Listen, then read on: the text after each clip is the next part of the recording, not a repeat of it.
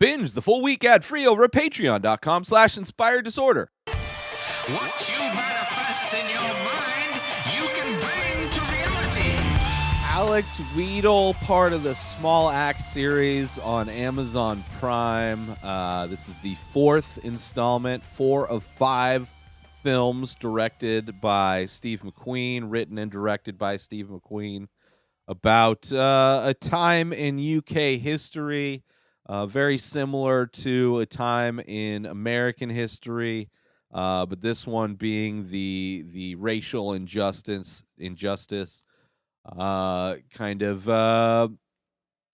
experienced by the West Indians, the Jamaicans, and the people from the Caribbean who lived in the UK and were experiencing institutionalized racism.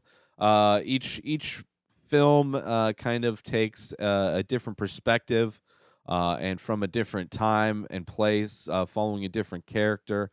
This one, Alex Wheatle, is the main character. It's basically following him as a child, from childhood to young adulthood. He started off in government, foster care, I guess you would say, or whatever they call the institution, government institution that raises kids. He was predominantly white, so he grew up, facing all the same kind of racial prejudices, but being brought up, his character has like this pristine kind of British accent.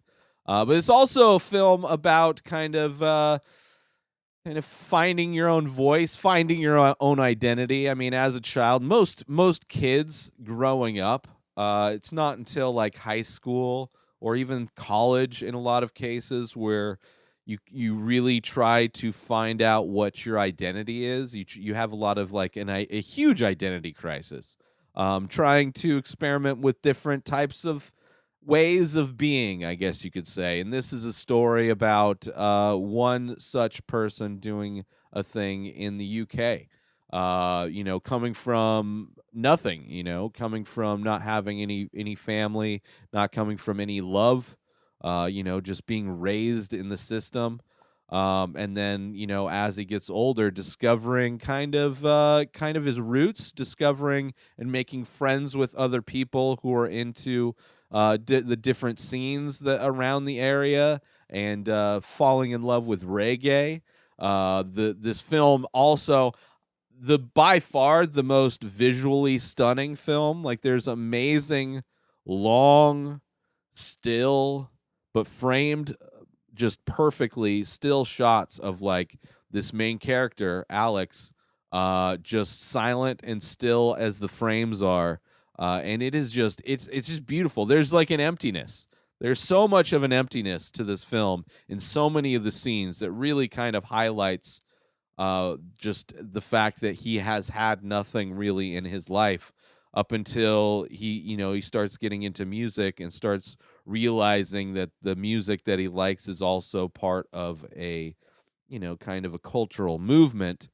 And I think the overlaying of the reggae music in the score of this film, the soundtrack of this film, over the top of like the super minimalist but very stylized shots, is an amazing. They complement each other so well, because the reggae music has like, it's upbeat, it's very warm, very joyous, happy music. It's happy, even though like a lot of reggae music talks about injustices and things like that. It is very much revolutionary type of music. It's done and presented in a way that's very heartfelt and very warm. So having those two things, the kind of emptiness and silence of some of these shots, and then there's other shots where the reggae is over the top of it.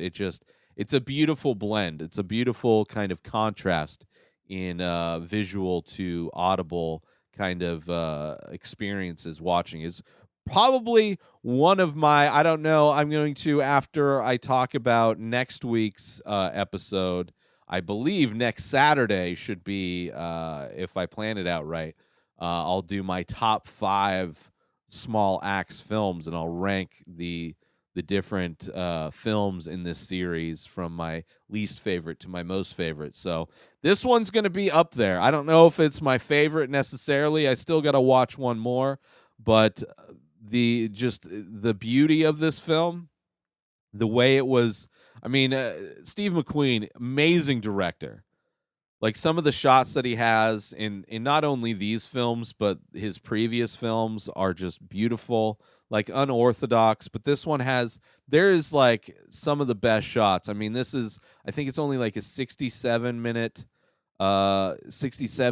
long, so it's very short. I think Mangrove is the only one that is more closer to like 90 minutes, where most of the other ones are closer to 60.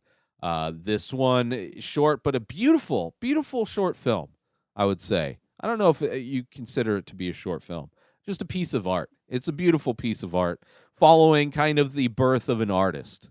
Because Alex Whedon later became a award-winning writer, but this is kind of his introduction. You're seeing kind of really the birth of an artist, the kind of fueled by the injustices that he's starting to see and starting to be aware of his experiences once he gets out of the institutions and trying to find his identity. You know, it all kind of works together. It all makes sense. It all makes sense, and it's very beautiful. It's just like from the you know, kind of him meeting new people, meeting new interesting people, and you see this you see the character's evolution too, because when he first starts he has this like pristine like British accent, and then you know you see him start to pick up the kind of West Indian from the West Indies accent, and kind of that Jamaican sound, which out of all of the films so far, this one had characters that were the most difficult to understand, like had the thickest of kind of that Jamaican, that kind of Rastafari accent. Um, but you see this character kind of evolve and even change his speech and code switch. I think it's called code switching, going back and forth, where it's like, you know, he's speaking in like this new accent, in like it comes out very effortlessly when he's angry, but then when he's, you know, being polite, and like it's, you know, using it to decorate the words that he says, it's interesting, the whole aspect of it. It's very much you know, an evolution, a metamorphosis, a rebirth, kind of finding out who he is, who his identity is. And it's interesting. I really enjoyed it. It's a really good film, beautiful film. I'm telling you, the shots in this are some of the best in most movies. Like if the cinematography and the directing in this movie was applied to a movie I reviewed earlier in the week, The Little Things, like The Little Things would have been epically better if it had this kind of visual kind of sensibility to it. But also just the visual style of this film mixed with that reggae kind of soundtrack is like it hits so good. It's like it's perfect. It's like the perfect minimal combination of two kind of different, like warm and cold, minimal and like, you know, kind of sterile, institutionalized versus organic and natural. I loved it. I loved it so much. It's a really good movie. Highly recommend checking it out. Alex Whedon. And yeah, it's just a simple film, coming of age, I guess you could say, but it's really about an artist and just a human kind of finding their voice, finding their identity. I really enjoyed it. So check it out. It's part of the Small Axe series on Amazon Prime. If you don't have Prime, you can use my link, inspireddisorder.com/Prime, and get yourself a free trial. But I'd highly recommend checking out Alex Whedon, one of many great films so far in that series. Kindle Unlimited! Are you somebody who likes to read books? Get yourself a subscription to Kindle Unlimited, starting off with your free trial when you go through my link, inspireddisorder.com/Kindle.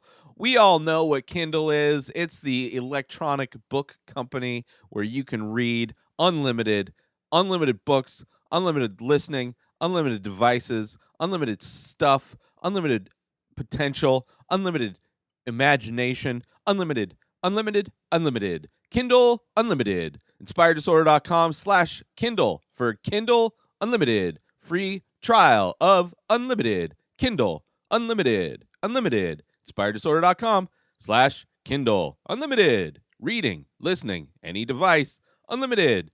InspiredDisorder.com/Kindle. Sign up now. New episodes of The Ray Taylor Show come out every single day. Subscribe on IGTV, YouTube, and everywhere else podcasts are found.